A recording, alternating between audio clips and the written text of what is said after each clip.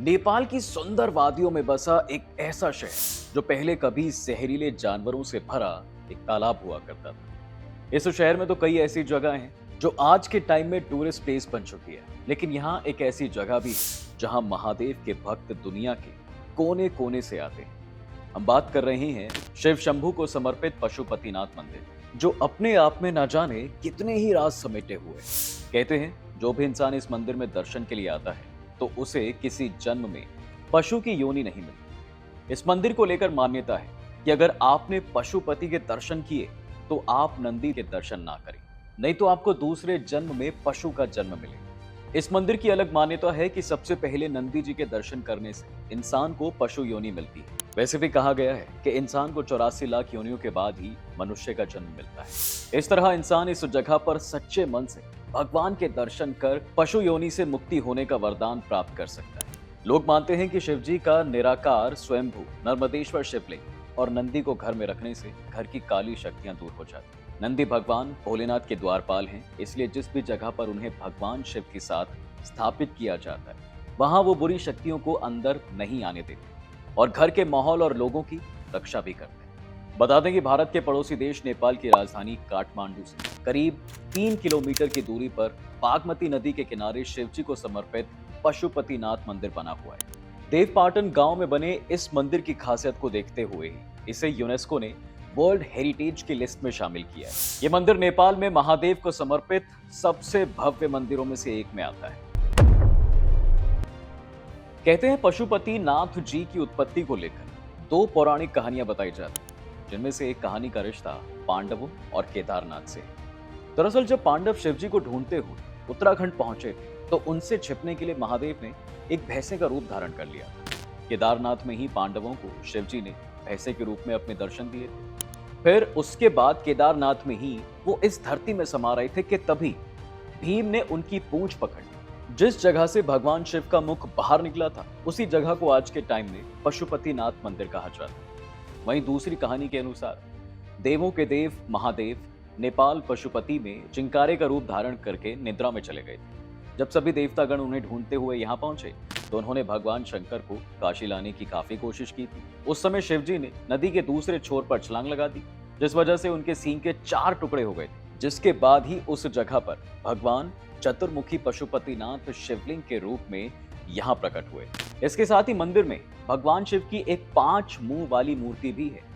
पशुपतिनाथ विग्रह में चारों दिशाओं में एक मुख और एक मुख ऊपर की तरफ है।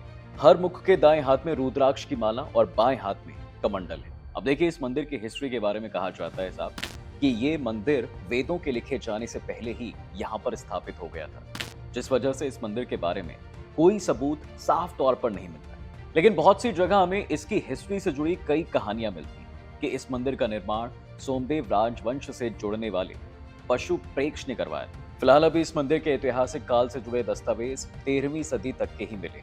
कहते हैं कि ये मंदिर कई बार बर्बाद हुआ और फिर से दोबारा इसे बनवाया गया। अभी के समय में मंदिर का पुनर्निर्माण साल 1697 में राजा भूपेंद्र मल ने करवाया था। इन्हीं राजा भूपेंद्र मल ने यहाँ मंदिर में 4 पुजारी और एक मुख्य पुजारी दक्षिण भारत के ब्राह्मणों में से रखे जाने की परंपरा की शुरुआत भी की थी।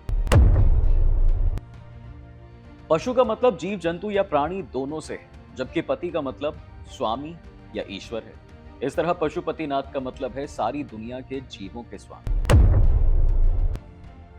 देखिए देवों के देव कहे जाने वाले महादेव का दूसरा नाम पशुपतिनाथ भी, क्योंकि वो पूरी दुनिया के भगवान माने जाते हैं। पशुपतिनाथ कहे जाने के पीछे ये वजह है कि जितना ज्यादा प्यार भगवान इस संसार के सभी प्राणियों से करते हैं, उतना ही प्यार वो जीव जंतुओं से भी करते हैं। उनके दिल में जीव जंतुओं और पशुओं के लिए ये अपार प्रेम देखकर ही उन्हें पशुपतिनाथ कहा जाता है।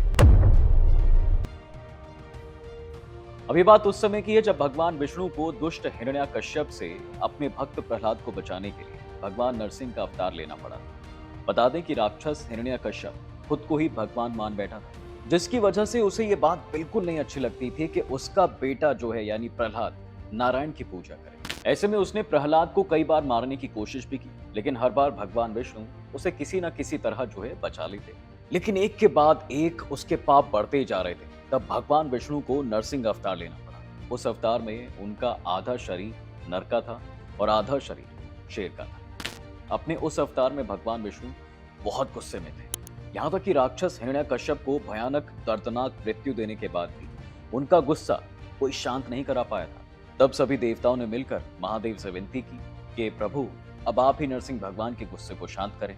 तब भोलेनाथ ने अपने अंश से वीरभद्र को प्रकट किया और उससे कहा, वीरभद्र तुम भगवान नरसिंह के पास जाओ और उनसे विनती करो कि भाई वो अपना गुस्सा जो है त्याग दें। अब महादेव की बात सुनकर वीरभद्र तुरंत भगवान नरसिंह के पास गए और उनसे विनती करने लगे और बोले, प्रभु अब आप अपना गुस्सा त्याग। अब आपका इतना गुस्सा होना प्रकृति के लिए सही नहीं है। लेकिन नरसिंह जी कुछ भी मानने को तैयार नहीं हुए।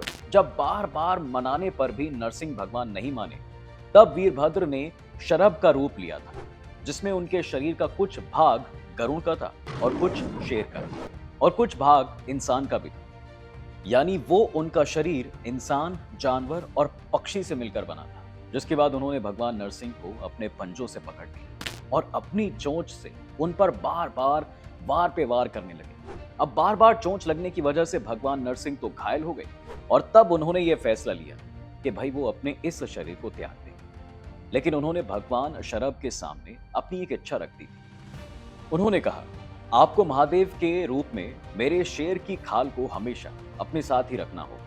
अब प्रभु ने भगवान नरसिंह की यह बात तुरंत खुशी खुशी मान ली, जिसके बाद नरसिंह भगवान ने अपना शरीर जो है त्याग दिया। इसीलिए ऐसा कहा जाता है कि भगवान विष्णु के नरसिंह अवतार के शरीर को भगवान शंकर ने अपने में मिला लिया और उसकी खाल को ही अपना वस्त्र बना लिया, जिसे बाद में उन्होंने पहनना शुरू किया। यही वजह है कि महादेव शेर की खाल लपेटे रहते हैं। हालांकि कहीं कहीं पर भी ये भी कहा जाता है कि शंकर जी बाघ की खाल पहनते हैं। इतना ही नहीं, कई जगहों पर तो हिरण की खाल का भी जिक्र मिलता है। वैसे ऐसा कोई पहली बार नहीं है कि जब भगवान शिव ने विष्णु जी की मदद की। भोलेनाथ और नारायण हमेशा एक दूसरे की मदद करते रहते हैं और प्रकृति का संतुलन बनाए रखते हैं। देखिए, भारत में कुछ ऐसे शिव मंदिर भी हैं जो अपने आप में कई गहरे रहस्य छिपाए हुए हैं, जिन्हें साइंस भी अभी तक सुलझा नहीं पाई, जिन्हें लेकर सबके मन में कई सवाल से उठते हैं। चलिए जानते हैं उन मंदिरों के बारे में। देखिए, ये मंदिर राजस्थान के धौलपुर के जंगल में बना है। इसलिए कहते हैं कि यहाँ बहुत ही कम लोगों का आना जाना लगा रहता है।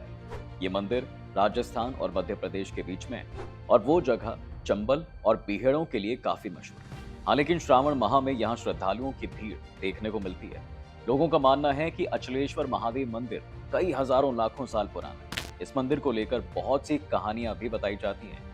लोगों का यह भी कहना है कि ये शिवलिंग बहुत पुराना है और इस शिवलिंग की खास बात यह है कि ये दिन में 3 बार अपना रंग बदलता है। सुबह के समय शिवलिंग का रंग लाल, दोपहर में शिवलिंग का रंग केसरिया और शाम होने के बाद इसका रंग सांवला हो जाता है। शिवलिंग के बदलते रंगों को लेकर बहुत सी मान्यताएं भी हैं, लेकिन इसके पीछे आखिर सच क्या है, ये बात किसी को आज तक नहीं पता चली। इस मंदिर को लेकर खास बात तो ये भी है कि यहाँ मौजूद शिवलिंग के छोर के आखिरी भाग तक कोई पहुंच नहीं पाया। कहते हैं कुछ लोगों ने इसे जानने की कोशिश भी की, लेकिन भाई कोई उसमें जो है सफल नहीं हो पाया। आखिर में हार कर भक्तों ने वहां खुदाई ही बंद कर दी। ऐसी मान्यता है कि यहाँ पर कुंवारे लड़के या लड़कियां अपने पसंद के जीवन साथी को पाने की इच्छा लेकर आते हैं। कहते हैं कि कुंवारे लोग यहाँ पर 16 सोमवार को जलाभिषेक करते हैं और उन्हें बहुत जल्द ही उनकी पसंद का जीवन साथी भी मिल जाता है। मंदिर में शिवलिंग के साथ हनुमान जी की एक ऐसी मूर्ति भी है जिसमें गणेश जी भी विराजमान है। मंदिर के आसपास रह रहे लोगों का ये कहना है कि यहाँ पर कई साइंटिस्ट की रिसर्च टीमें भी आई और बहुत खोज की गई, लेकिन इस चमत्कारी शिवलिंग का रहस्य कोई नहीं जानता।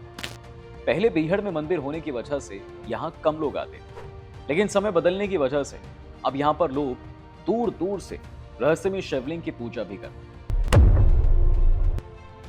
यह मंदिर अरब सागर के किनारे पर स्थापित है। 150 साल पुराने इस मंदिर के बारे में महाशिव पुराण में रुद्र संहिता में मिलता है। इस शिवलिंग का आकार 4 फुट ऊंचा और 2 फुट के व्यास वाला है। यह चमत्कारी मंदिर अरब सागर और खंबात की खाड़ी से घिरा हुआ है। जी हाँ, दरअसल शिव पुराण के मुताबिक ताड़कासुर नाम के एक असुर ने शिव जी को अपनी तपस्या से खुश कर उनसे मनचाहा वरदान मांगा। महादेव ने उसे वरदान दिया था कि उस असुर को शिवांश ही मार सकता था और उसकी उम्र 6 दिन की ही होनी चाहिए। अब भगवान से वरदान मिलते ही ताड़कासुर ने हर तरफ कोहराम मचाना शुरू किया। ये सब देखकर देवताओं और ऋषियों ने शिवजी से उसका वध करने की विनती की। सबकी बात सुनने के बाद शिवजी ने सफेद पर्वत कुंड से 6 दिन के कार्तिकेय को प्रकट किया, जिसके बाद ही उस असुर का वध कार्तिकेय ने कर दिया। लेकिन जब उन्हें पता चला कि भाई वो असुर तो भगवान शिव का भक्त है, तो कार्तिकेय को बहुत दुख हुआ। अब कार्तिकेय को जब इस बात का पता चलता है, तो भगवान नारायण ने उन्हें सुझाव दिया कि भाई जहां उन्होंने ताड़कासुर का वध किया है, वहां वो शिवलिंग की स्थापना करें, जिसके बाद ही इस मंदिर को स्तंभेश्वर मंदिर के नाम से जाना जाने लगा।